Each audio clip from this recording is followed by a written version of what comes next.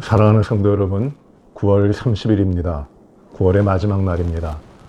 오늘도 우리가 하나님 말씀을 받으며 하나님께 우리의 마음을 열고 기도하며 이 하루를 시작하시겠습니다. 기도하십니다. 하나님 우리 아버지, 9월 30일 새날을 주셨습니다. 오늘도 저희들의 삶이 온전히 주님 앞에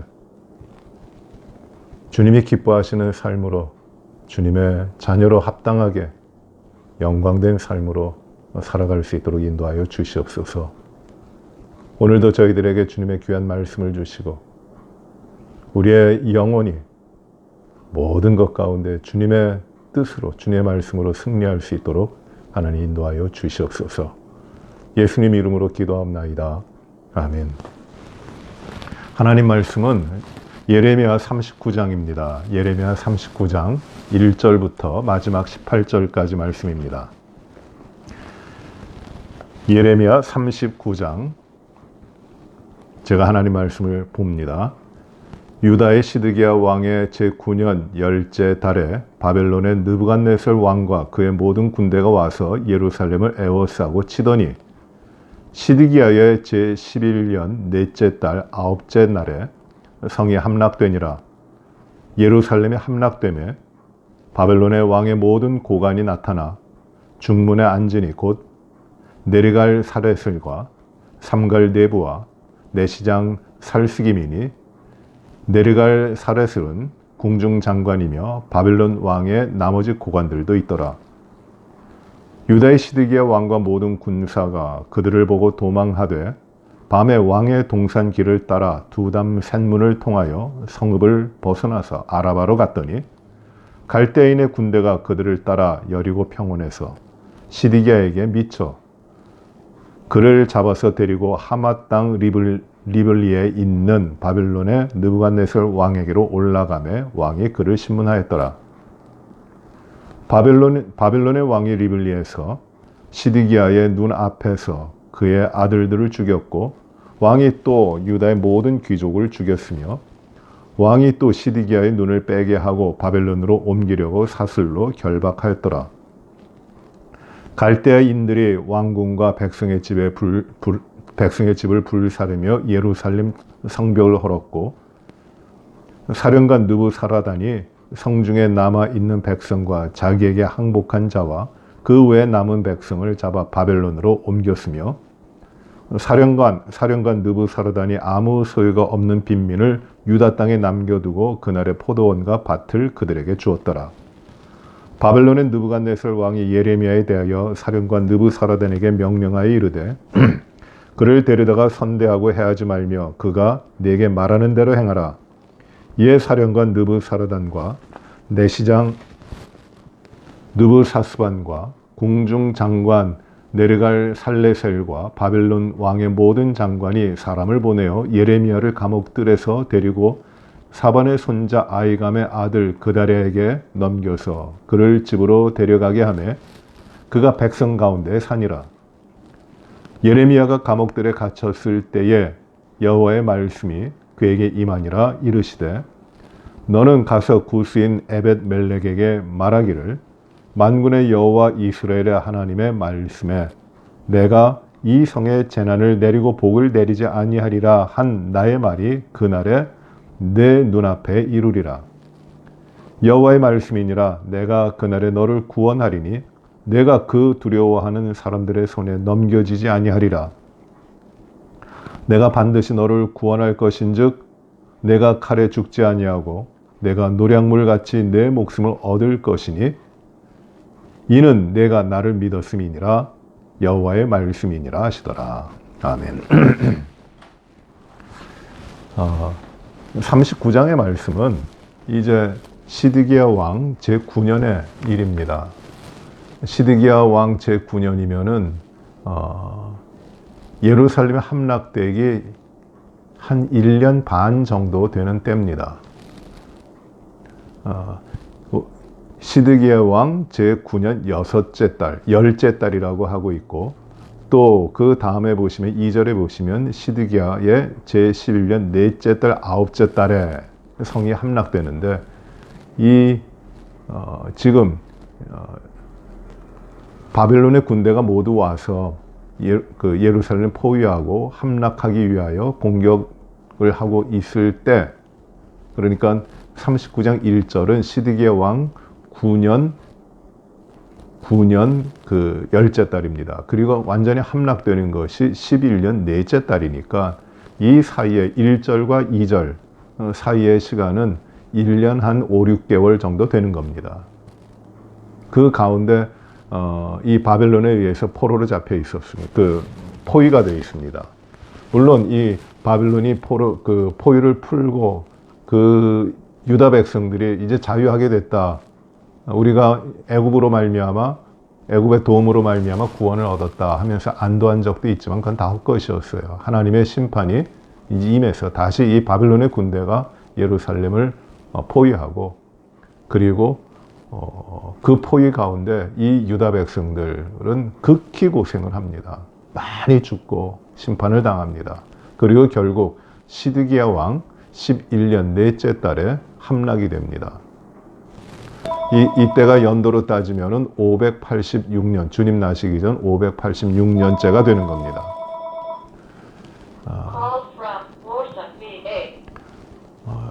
시드기야 왕과 그 고관들, 군사 고관들과 그 군사들이 그 호위병들이죠. 이 바벨론 왕의 포위가 되고 있을 때 함락되기 직전에 성의 한 부분, 왕의 동산길을 따라 두 겹으로 되어 있는 두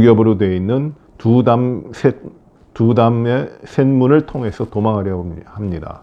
두 담이라고 했는데 담이 이중으로 되어 있고, 그리고 왕의 동산길, 그러니까 왕의 비밀 통로와 같이 이제 비밀스러운 도주로를 만든 것이에요.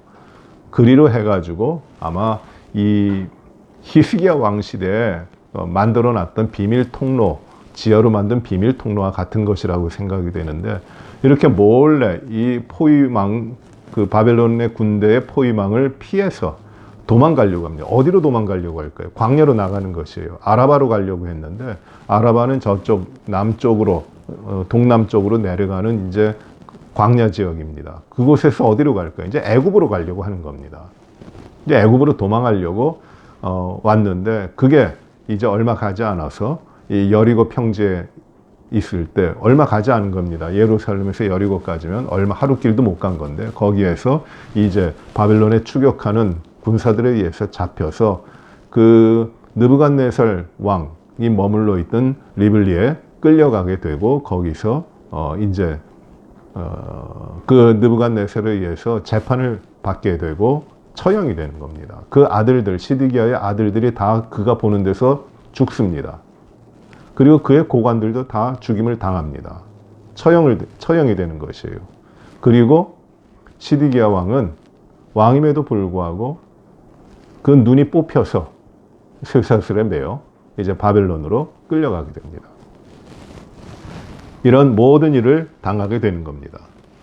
그런데 오늘 하나님이 주시는 말씀의 초점은, 이렇게 끝까지 하나님의 말씀을 따르지 않았던 그 목이 곧은 고집스런, 아니 하나님을 무시하고 하나님을 멸시하고 하나님을 의지하지 않고 하나님을 순종하지 않은 이 시드기야 왕과, 그리고 그 고관들과, 그리고 유다 백성들, 그들에 대한 끔찍한 하나님의 심판에 대해서 말씀하고 있지만은, 그러나 예레미야와 같이 하나님의 말씀을 붙들고 하나님의 말씀대로 살아가고 하나님의 말씀을 의지하여 하나님의 말씀이 이루어질 것을 믿고 하나님의 뜻대로 살아갔던 몇 명 되지 않지만 그 사람들에게 주시는 축복이 있어요. 그 환난과 그 하나님의 진노하시는 심판을 면하게 해주시는 그 일들을 말씀하고 있습니다. 완전히 이 유다 백성과 유다 나라 시드기야 왕과 그 모든 백성들은 멸망당한 겁니다. 다 끌려가고 다 죽고, 그리고 이 바벨론의 군사들이, 그 장관들이 와가지고 다 끌어가고, 그 땅에는, 유다 땅에는 누구를 남겨두냐 하면은 땅이 없는 자, 빈민들, 그리고 아무 소유가 없는 자들, 그 땅에 관계가 없는 자들만 남겨두는 것이에요. 그냥 거저로 주는 겁니다. 황폐하게 되는 것이에요.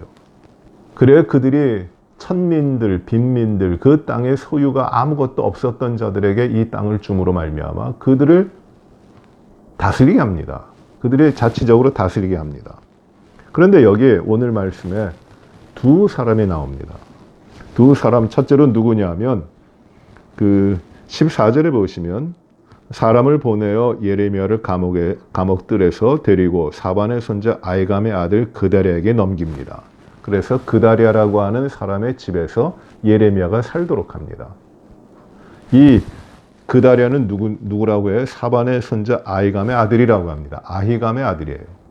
아이감은 예레미야 26장 24절에 보시면은 그 예레미야가 혼자서 이 하나님의 말씀에 순종해야 된다. 하나님께서 이 바벨론에 이제 포로로 잡혀가게 하신다. 거기 순종해야 된다고 말할 때 모든 다른 사람들은 그게 아니다. 그래서 이 예레미야를 핍박을 하는데 이 아이감이 예레미야를 도와주는 겁니다. 예레미야를 도와요. 거의 없었습니다. 어느 누구도 그렇게 감히 하지 못했어요. 이 여호야김 왕 시대입니다. 여호야김 왕이 사악한 왕이에요. 그리고 이 두 번째 사람이 누구냐 하면 15절에 예레미야가 감옥들에 갇혔을 때 여호와의 말씀이 그에게 임하니라. 감옥들에 갇혀 있을 때입니다. 아직 그러니까 예루살렘이 함락되기 전이에요. 그 시위대 뜰 감옥에 갇혀 있을 때에 하나님의 말씀이 예레미야에게 임했는데 너는 가서 구스인 에벳 멜렉에게 말하기를 만군의 여호와 이스라엘의 하나님의 말씀에 라고 하면서 에벳 멜렉이라고 하는 사람에게 말씀이 전해집니다. 그 사람에 대한 말씀을 하나님이 주십니다. 이 에벳 멜렉은 우리가 앞에서 38장에서 봤는데 그 구스인입니다. 피부가 검은 사람입니다. 그런데 이 시드기야 왕의 내시예요. 가까이서 왕을 섬기는 자입니다. 그런데 이 시드기야 왕이 시드기야 왕 때 사람들이 그 예레미야를 감옥에 가두고 시위대 뜰에 가두도록 하는데 그리고 굴에다 넣습니다. 깊은 굴에다 넣습니다. 웅덩이에다 넣는 거죠. 그런데 이 구스인 내시 에벳 멜렉이 시드기야 왕에 가서 이렇게 예레미야를 가두는 것이 악한 것입니다. 예레미야를 끌어내야 됩니다. 예레미야를 이제 풀어줘야 됩니다. 라고 이야기합니다. 그것이 38장에 나오는 말씀이에요. 우리가 어제 본 말씀이죠. 그래서 이 에벳 멜렉이 30명을 데리고 가서 이 예레미야를 구하여 냅니다. 밧줄을 만들어서 그 웅덩이에 빠져 있는 그 예레미야를 구하여 냅니다. 그가 누굽니까? 구스인 내시 에벳 멜렉이에요. 하나님께서는 이 에벳 멜렉에게 대하여 약속의 말씀을 주십니다. 다른 모든 사람들은 하나님의 심판을 당하고 하나님의 앞에 거부할 수 없는, 되돌릴 수 없는 그 끔찍한 심판을 바벨론에 의해서 당하게 되지만 그 가운데도 예레미야가 전한 하나님의 말씀을 듣고 하나님 앞에 순종했던 이 그다랴와 에벳멜렉에게는 하나님이 그 가운데서 전리품을 얻듯이 그들의 삶을 이끌어 주십니다. 그다랴는 어떻게 됐냐면 이 남아있는 유다 땅에 이제 남겨놓은 사람들, 빈민과 천민들, 땅의 소유가 없었던 그 사람들인데 이 느부갓네살 왕의 신하들이 그들을 그 땅에 남겨놓습니다. 그런데 이들을 이끌어가는 총독으로 세워지는 자가 누구냐 하면 그다랴예요. 그리고 이 에벳멜렉, 구스인 내신 에벳멜렉에게는 어떤 약속과 축복이 주어지느냐 하면 물론 그 이전에 있었던 것입니다. 어떻게 되냐면 하나님의 심판이 오는데 17절이에요. 내가 그날에 너를 구원하리니 내가 그 두려워하는 사람들의 손에 넘겨지지 아니하리라. 구함을 받겠다는 것이에요. 그리고 18절에 내가 반드시 너를 구원할 것인즉 내가 칼에 죽지 아니하고 내가 노량물 같이 내 목숨을 얻을 것이다. 내가 내 목숨을 얻을 것이다. 심판당하지 않을 것이다. 다 심판당해도 심판 안 당한다. 그런데 왜 그렇게 되느냐? 그 말씀은, 그 이유는 무엇이냐면 내가 나를 믿었기 때문이다. 나를 믿었기 때문이다. 사람의 말을 따라간 것이 아니라 내가 나를 믿었기 때문이다. 그래서 내가 너를 구하여 낸다. 이렇게 하나님이 예레미야를 통하여 에벤멜렉에게 말씀하고 계시는 것입니다. 저는 오늘 이 말씀을 우리가 묵상하면서 참 안타까운 일입니다. 이스라엘 백성들이 완전히 멸망당합니다. 돌 위에 돌이 하나도 남기지 않게 다 파괴됩니다. 다 끌려갑니다. 수많은 사람들이 죽임을 당합니다. 왕도 그 아들이 그가 보는 앞에서 다 죽임을 당합니다. 얼마나 끔찍합니까? 그리고 고관들, 떵떵거리며 다스리던 그 고관들, 권세를 자랑하던 그들도 다 죽임을 당합니다. 그리고 왕은 마지막으로 그 왕 치드게 하는 눈이 뽑힙니다. 그리고 바벨론의 쇠사슬에 묶여서 포로로 잡혀옵니다. 죄인의 신분으로. 그러나 하나님을 믿고 하나님을 순종하며 하나님의 말씀을 따라 그들의 삶을 살아갔던 예레미야, 그다랴, 그리고 에벤멜렉, 그들에게는 이 심판을 면하게 하시고 하나님의 뜻대로 하나님이 정하신 심판, 그 죄악된 백성들에게 하시는 심판을 이기게 하시고 그 가운데 그의 생명을 지키고 나중에 하나님이 이루시는 나라, 하나님의 백성의 삶을 이루어가게 하시는 것이에요.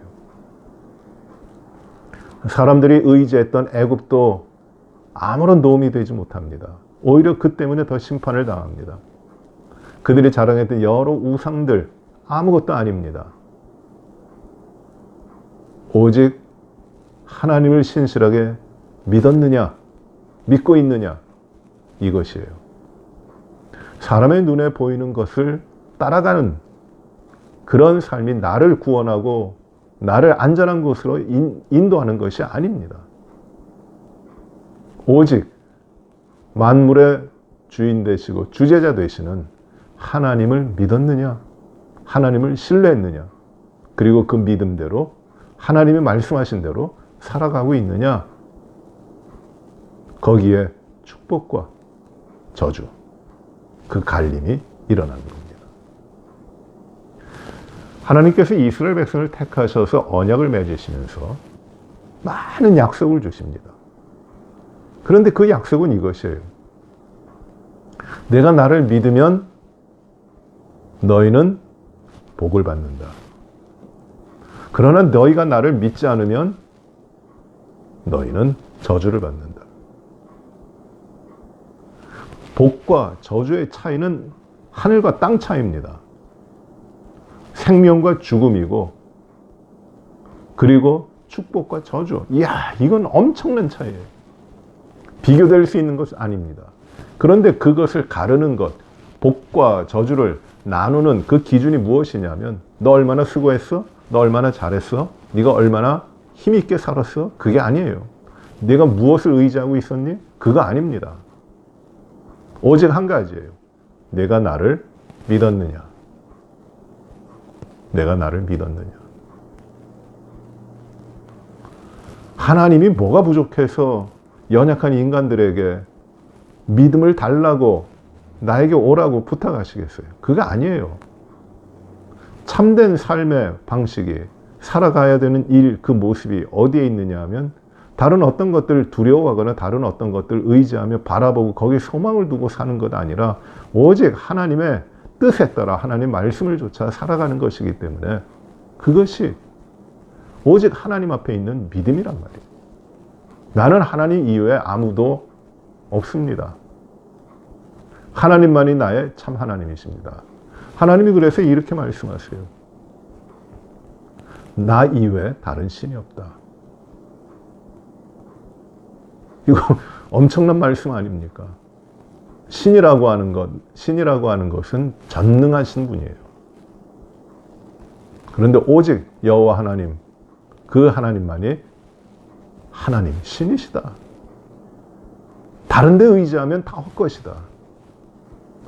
그러나 나를 바라보고 나를 의지하고 나에게 나오고 내 뜻대로 행하는 자들에게는 내가 생명의 축복을 허락한다. 이것이 하나님의 약속입니다. 이게 언약이에요. 우리가 오늘 이 말씀 묵상하면서 그다랴, 에벤멜렉, 그리고 예레미야, 그들은 하나님의 말씀을 붙들고 있었고 하나님을 믿었고 하나님을 신뢰했던 자들이거든요. 그들에게 주시는 축복. 그러나 하나님 말씀을 저버리고 하나님을 따르지 않고 하나님을 순종하지 않았던 수많은 사람들, 시드기야 왕까지 거짓 선지자들, 고관들, 이 모두가 당하는 심판, 복과 저주, 이것들이 우리들의 앞에 있는 겁니다. 믿음으로 산다고 하는 것, 오직 하나님을 바라보고 믿음으로 산다고 하는 것이 얼마나 중요한 것인가. 삶과 죽음의 문제고 영생과 저주의 문제예요. 그래서 우리는 다른 길로 살아가는 것이 아니라 오직 하나님만을 믿으며 신뢰하며 그 앞에 사는 겁니다. 이것이 우리 하나님의 백성들의 삶이에요. 이 가운데 하나님의 놀라운 축복이 있게 됩니다. 우리가 오늘도 하나님을 찾으며 하나님을 만나며 하나님을 순종하며 하나님 앞에 살아가는 축복된 백성의 삶이 이루어지게 되시기를 바랍니다. 기도하시겠습니다.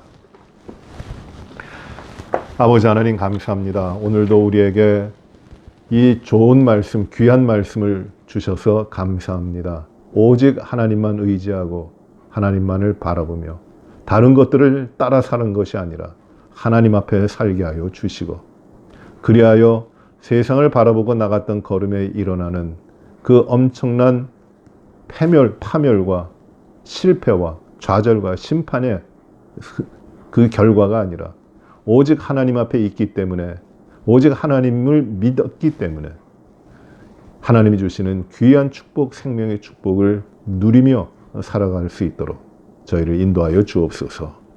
코로나 바이러스로 인해서 참 많은 어려움을 우리가 경험하고 있습니다. 아프고 괴로운 일들이 많이 일어납니다. 마음이 두렵습니다.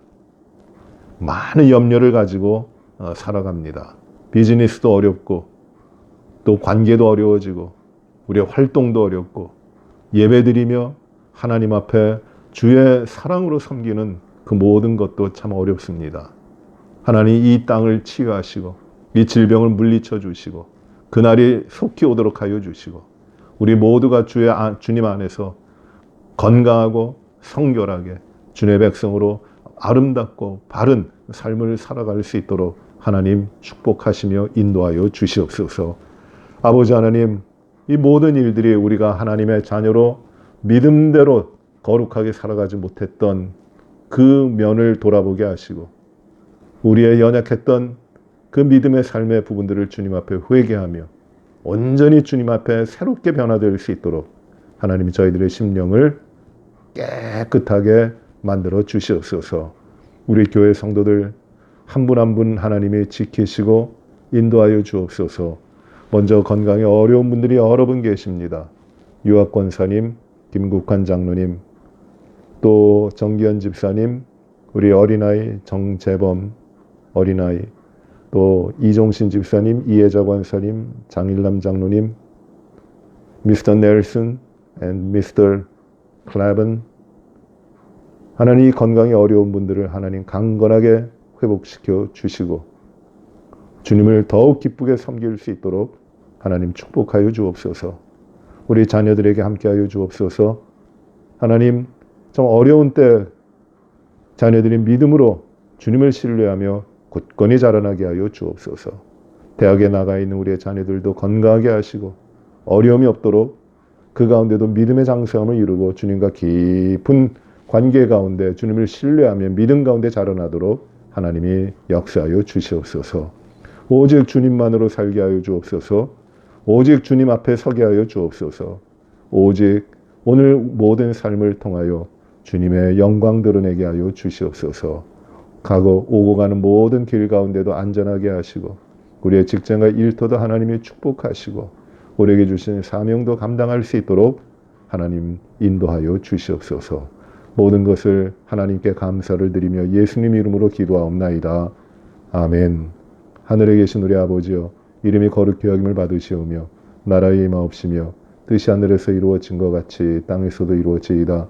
오늘날 우리에게 일용할 양식을 주옵시고 우리가 우리에게 죄 지은 자를 사하여 준 것 같이 우리의 죄를 사하여 주옵시고 우리를 시험에 들게 하지 마옵시며 다만 악에서 구하옵소서. 대개 나라와 권세와 영광이 아버지께 영원히 싸움나이다. 아멘.